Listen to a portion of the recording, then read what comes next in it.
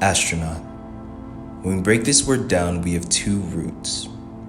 Astro, star, and naut, navigate. Astronaut, the star navigator. The star pirate. The star pirate sailing the high seas from above the clouds, looking for something more, a new adventure, something different to explore. When I was younger, I always dreamt about space. I always asked myself, what happens if you went past the clouds and simply kept going? What happens when you go beyond the sky? As I grew up and learned some more about the world, I began to pick up a common theme as it related to ascending to these heights, pushing your limits and going beyond the sky. And that theme was this: it's better to stay on the ground than risk falling from the sky. And this message was everywhere, in mythology, in movies, in videos, from teachers to parents to friends and colleagues. It was everywhere. And the message was the same: it's better to stay on the ground than risk falling from the sky. And honestly, I can't blame them. It's a primordial fear. From the beginning of time, human animals have had an instinctual fear of heights and loud noises. Life is and always has been much safer on the ground. There's no risk, no danger, no fear. But the question still remains: what happens when you take that step? What happens when you kiss the sky and disappear behind it?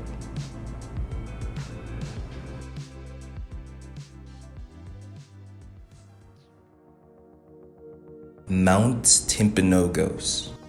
Standing an impressive 11,752 feet tall, it is the 16th tallest mountain in Utah and is a popular place for those looking for a difficult, yet rewarding hike up a mountain. After zigzagging up the mountain, when it's all said and done, you have traveled 15 miles, reached 11,752 feet of elevation, scaled 3 miles of windy cliffs, and hiked a total of 7 to 11 hours. It's definitely a challenge, but mostly a dare, asking you the question, do you really want this? And that question highlights the most important part of this journey. It reveals that the most important part of this adventure has nothing to do with the distance traveled, the elevation reached, or the experiences while completing this challenge. The most important part of this journey is the distance a person travels within their own self-identity and facing the things which make them feel afraid. But before we get to that, let's go back to the start.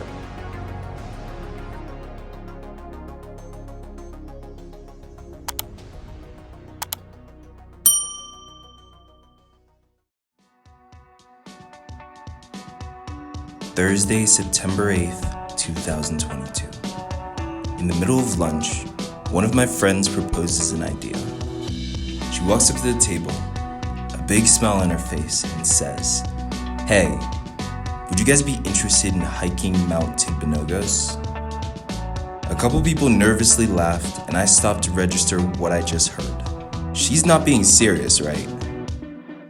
There's no way she's being serious.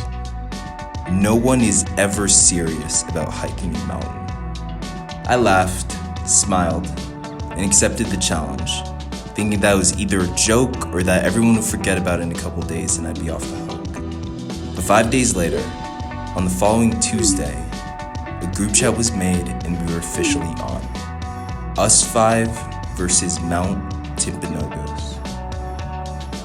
Now fast forward to Friday, September 16th, 2022, and I was ecstatic. I just bought my hiking boots the day before and packed extra food that night so that the next morning I'd be able to hop right out of bed and be good to go. Saturday, 6:15 a.m., my alarm goes off. I wake up to a dark summer sky as I hop into the shower. I brush my teeth and make a quick breakfast before grabbing my things and heading out the door. As I pulled out of the parking lot, the stars twinkled above me, smiling at me as I ripped down the highway towards my first destination. After about 10 minutes of driving, I got to his house. I gave him a quick call, knocked on the door, and he bolted out the door, hopped in the car, threw his things in the back, and smiled as we headed down the highway towards our next destination. It was a quick 5 minutes down the highway until we picked up passenger number 2. And once everyone was set, we were all ready to meet up with the rest of the group at the trailhead to the mountain. We talked, laughed, and belted rock and roll as we drove up into the rising sun towards the trailhead. It was a little before 8 when we finally arrived and waited for the rest of the group. After waiting a few minutes, one of us pulled out our phones to text them when we realized something. There was no signal. Not a single bar could be used to communicate with the other half of the group. Now, we had a dilemma. Should we stay and wait and hope that the other half meets us here at the trailhead? Or should we go out and try to find them? After a 15-minute year of agonizing waiting later, we saw them pull up to the trailhead and breathed out a sigh of relief. We were all here, we were all alive, we were all ready to tackle this mountain. And with that, we entered the trailhead and began our hike.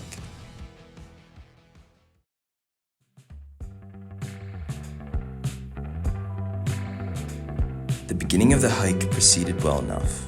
There weren't any complicated switchbacks or any crazy ledges we had to cross. It was a nice, warm day in the middle of September under a beautiful, clear blue sky. It was a nice, calm hike on a beautiful day with a group of friends who laughed, talked, joked, and generally just had a great time. We were hiking for about an hour or so when we reached our first real stopping point. And once we got there, bang. Right in front of you is perhaps one of the most beautiful and incredible scenes you will ever see in your entire life.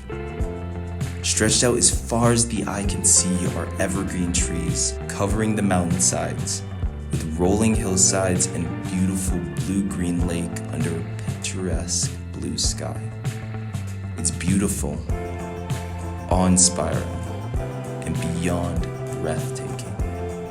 Words and images cannot capture how surreal it is to overlook nature's beauty and have the opportunity to get lost in it. We stopped here to take some pictures, catch our breath, eat some breakfast, and admire the view. And after 15 minutes or so, we were back on our way towards the top of the mountain.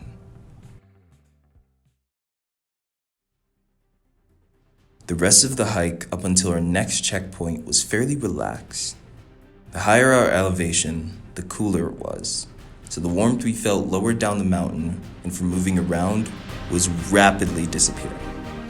We were almost 3 hours or so into our hike when we had to face our next challenge.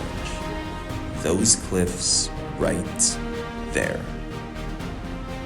This point is called the saddle, because similar to a horse's saddle, after reaching the point of stability, there's a sharp drop-off to, well, your death. One wrong step, and well, you're not making it back home. But off we went towards those cliffs, trudging along on our way towards the top of the mountain. Now these cliffs are broken up into 3 key sections: the prelude, the overlook, and finally, the stairway to heaven.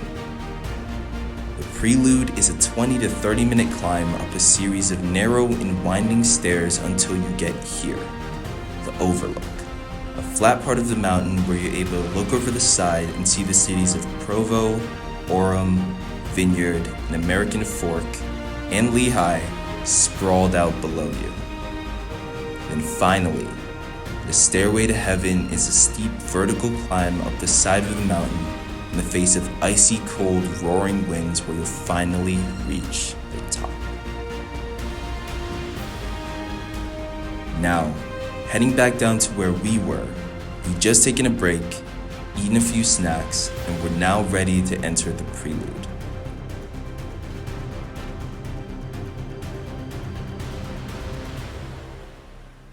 After 20 to 25 minutes of carefully making our way up the narrow and winding stairs, we reached the overlook where we stopped for lunch. Once we sat down and I was able to catch my breath, I was once again blown away by the view. But this time, for a completely different reason.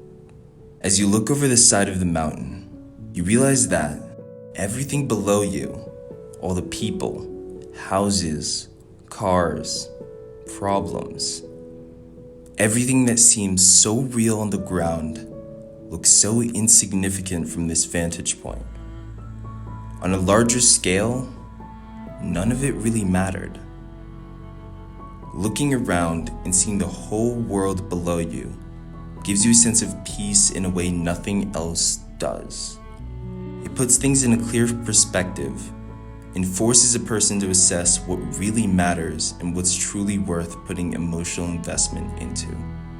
You feel at peace, unstoppable, invincible, and beyond grateful to be in the position of being able to have this perspective and do these incredible things. We spent 30 minutes or so talking, eating, trading food and water before a number of us decide to continue on to the stairway to heaven. Once you get here, a simple word of advice is this: don't look down. It was another 15 minutes or so of dutifully performing a mix of jumping, crawling, jumping again, and rock climbing before we finally got there. Before we'd finally reached the top of Mount Timpanogos.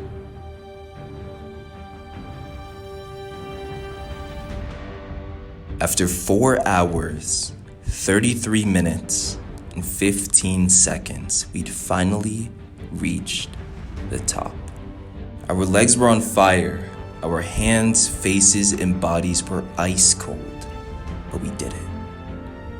We reached the top, joining a long line of thousands who'd come before us and thousands more who'd come after in the exclusive club of people who had summited Mount Timpanogos. After taking a second to take it all in, we signed our names on the wall and let out a sigh of relief. We'd done it. We were here. We made it.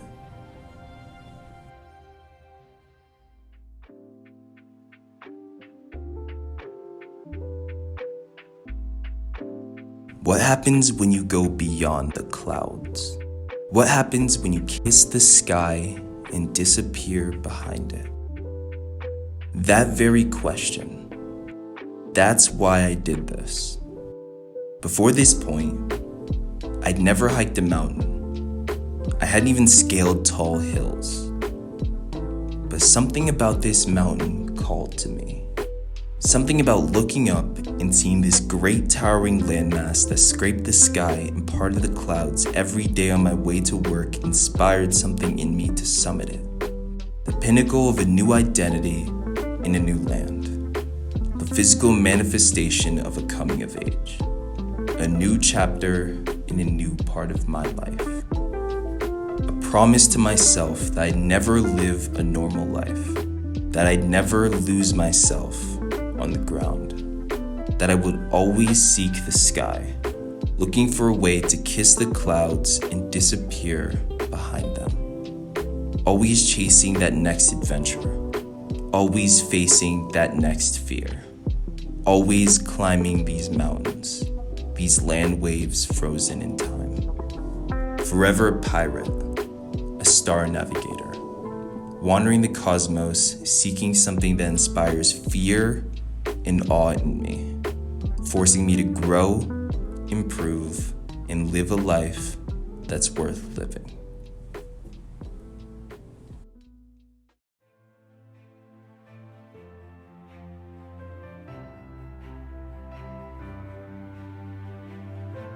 almost 2,000 years ago, Alexander the Great was quoted saying, "Throughout every generation of the human race, there has been a constant war. A war with fear. Those who are conquered by it are made to suffer until they have the courage to defeat it or death takes them. But those who conquer it, they will live forever." A normal life, a safe life, a life on the ground was never an option for me. So I choose fear.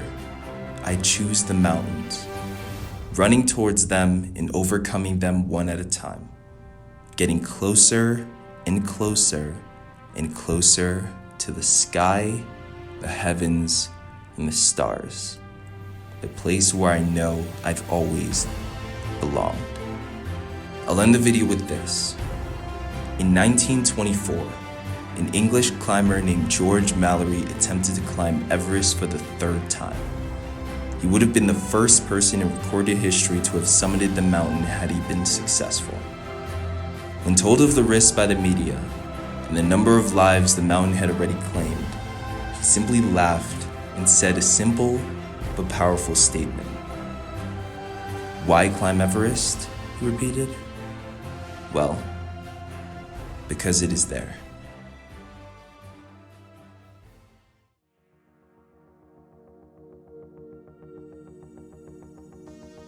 Mount Timpanogos. Standing an impressive 11,752 feet tall, it is the 16th tallest mountain in Utah and is a popular place for those looking for a difficult yet rewarding hike up a mountain. After zigzagging up the mountain, when it's all said and done, you'll have traveled 15 miles, reached 11,752 feet of elevation, scaled 3 miles of windy cliffs, and hiked a total of 7 to 11 hours.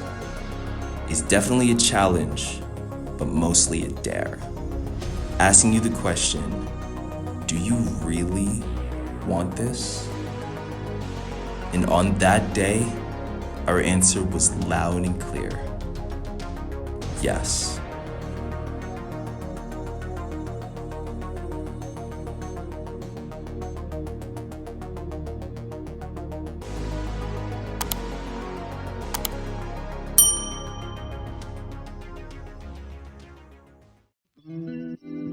Thanks for watching. I hope to see you again in the next video. Now here are some funny moments and some bloopers that I think you'll enjoy as a reward for you watching all the way until the end. See you soon. About it. Oh, you heard that.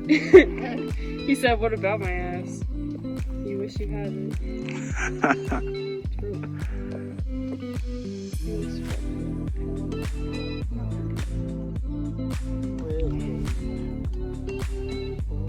Still have a signal. Emily, smile.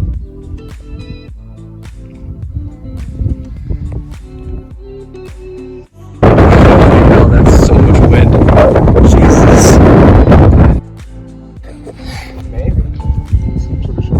Maybe they're selling pretzels down there. I would. Dude. Some like stew or